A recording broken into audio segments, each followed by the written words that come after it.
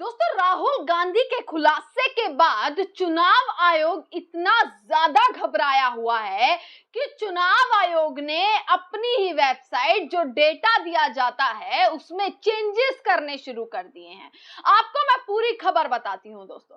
जिस तरीके से राहुल गांधी ने खुलासा किया, एक एटम बम फोड़ा और ये पूरा का पूरा इस चीज को प्रेजेंट किया कि कैसे वोटों की चोरी की गई है, और ये वोट चोरी का मामला आज पूरे देश में इस पर सवाल खड़े कर रही है जनता, पूरा विपक्ष, तमाम लोग, हर कोई इस चीज पर सवाल खड़ा कर रहा है। अब चुनाव आयोग ने क्या हरकत करी है वो मैं आपको यहां पर बताती हूं। चुनाव आयोग ने अपनी ही वेबसाइट में चेंजेस कर दिए हैं, बदलाव कर दिए हैं, और ऐसे बदलाव किए हैं जिससे विश्वास करना बिल्कुल मुश्किल हो जाएगा, पारदर्शिता एकदम खत्म हो जाएगी। आपको बता दें, पहले क्या होता था, बिहार में जिस तरीके से एसआईआर की प्रक्रिया चल रही है, और बिहार में पूरा मामला दोस्तों ये शुरू ही बिहार से हुआ है।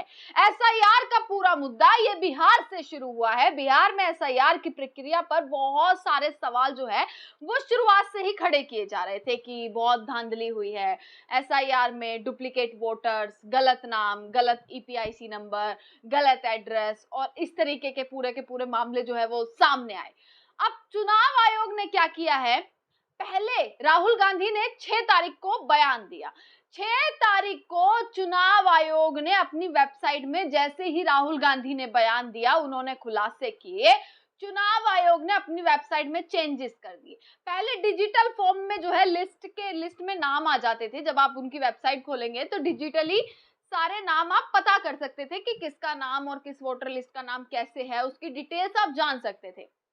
पर जैसे ही राहुल गांधी का खुलासा हुआ, चुनाव आयोग ने इस चीज को एकदम खत्म कर दिया। यानी इतना घबराया, इतना डरा, इतना सहमा हुआ चुनाव आयोग कि उन्होंने अब स्कैन करने की प्रक्रिया शुरू कर दी, डिजिटल को पूरा खत्म कर दिया, जिससे कोई जान ही ना पाए कोई भी इंफॉर्मेशन को।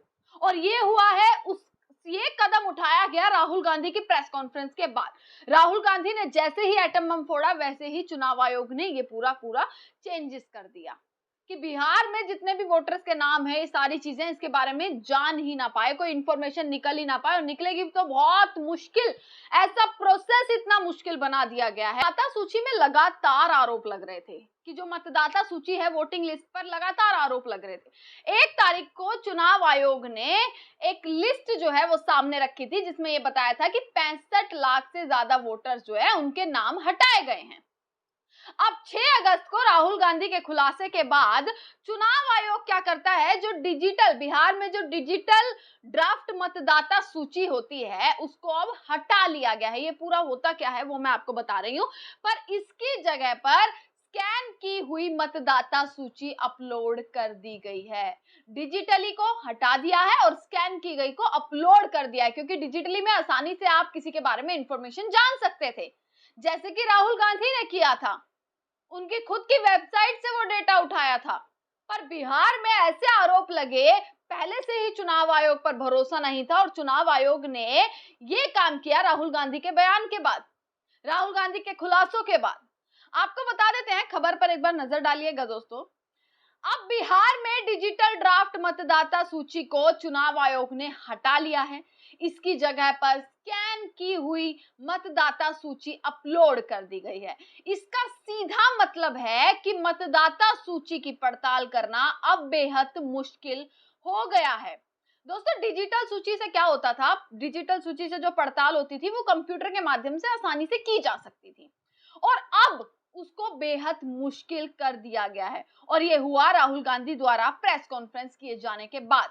राहुल गांधी ने चुनाव आयोग पर आरोप लगाया है कि उनके पास सबूत है कि चुनाव आयोग फर्जी मतदाता सूची बनाकर चोरी करा रहा है। और इसके बाद बहुत सारी सोशल मीडिया पर लगातार कैसे गड़बड़ियां होती है मतदाता सूची में, उसकी बाढ़ आ गई थी, पूरा घमासान सोशल मीडिया पर मच गया। आज भी इस देश की जनता, इस देश का विपक्ष इस चीज पर सवाल कर रहा है कि चुनाव आयोग इस तरीके की हरकतें कर रहा है, डिजिटली हटा दिया, स्कैन की गई इमेजेस वाली जो है वो लिस्ट अपलोड कर दी गई है।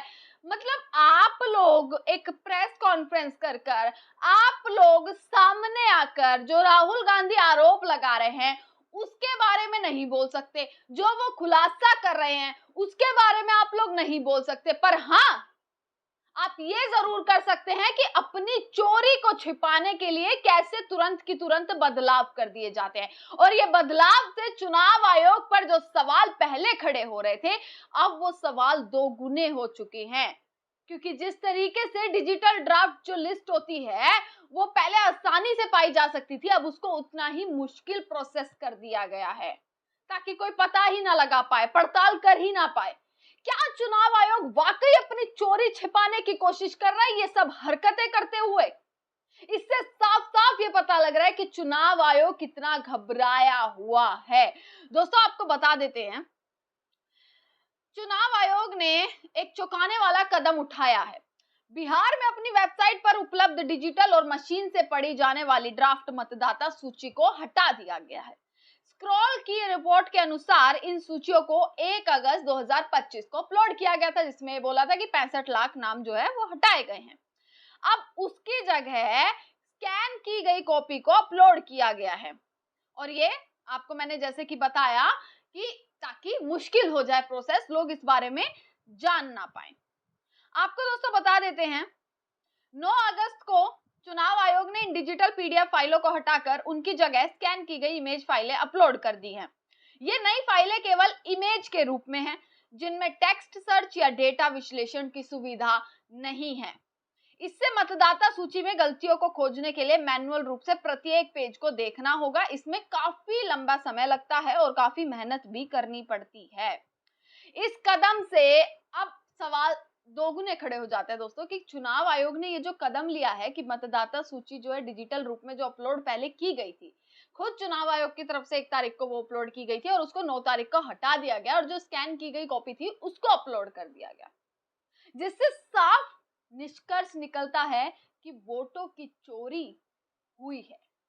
उन चोरी का कोई पता ना लगा सके, जैसे राहुल गांधी ने तो लगा लिया, ऐसे ही उन चोरियों का बिहार में सारी धांधलेबाजी, जो घपलेबाजी, जो घोटाला, जो गड़बड़ चुनाव आयोग की तरफ से करी गई है, सरकार की तरफ से करी गई है, उसके बारे में कोई पता ना लगा सके। इसीलिए ये कदम राहुल गांधी की प्रेस कॉन्फ्रेंस, राहुल गांधी के खुलासे के बाद तुरंत बाद क्यों उठाया गया, इस पर सवाल खड़ा हो रहा है कि आखिरकार चुनाव आयोग और नरेंद्र मोदी की सरकार की ऐसी क्या साठगांठ है, ऐसा क्या संबंध है जो दोनों एक दूसरे का बचाव करते हुए नजर आ रहे हैं। चुनाव आयोग पर अगर सवाल खड़ा हो रहा है तो चुनाव आयोग उन सवालों का जवाब ना देते हुए किस तरीके से अपनी खामियों को, अपनी धांधलीबाजी को, अपने धोखाधड़ी को किस तरीके से छिपाता हुआ नजर आ रहा है। तो सीधा सीधा निष्कर्ष ये निकलता है कि राहुल गांधी ने जो खुलासा किया है वो खुलासे अब सच होते हुए नजर आ रहे हैं, क्योंकि वेबसाइट में बदलाव कर देना, पहले जो चीज आसानी से प्राप्त हो सकती थी डिटेल्स, वो अब उतना ही मुश्किल कर देना, ये साफ संकेत देता है दोस्तों कि गड़बड़ तो है, और ऐसी गड़बड़ है जो चुनाव आयोग सामने ही नहीं आने दे रहा है।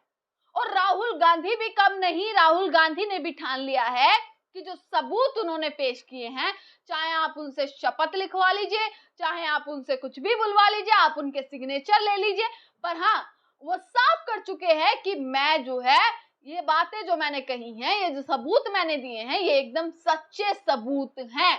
और चैलेंज दिया है बकायदा कि चुनाव आयोग अगर मुझे गलत साबित करना चाहता है तो आप डिजिटल जो वोटिंग लिस्ट है आप वो प्रोवाइड करवा दीजिए।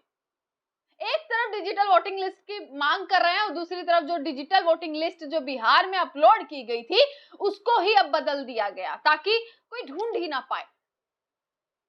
तो इस तरीके की घपलेबाजी, इस तरीके की खामी दोस्तों सवाल उठाती हैं चुनाव आयोग पर, इस देश के लोकतंत्र पर। तमाम खबर आप तक पहुंचाते रहेंगे, देखते रहेगा सजग भारत। आपका बहुत बहुत शुक्रिया।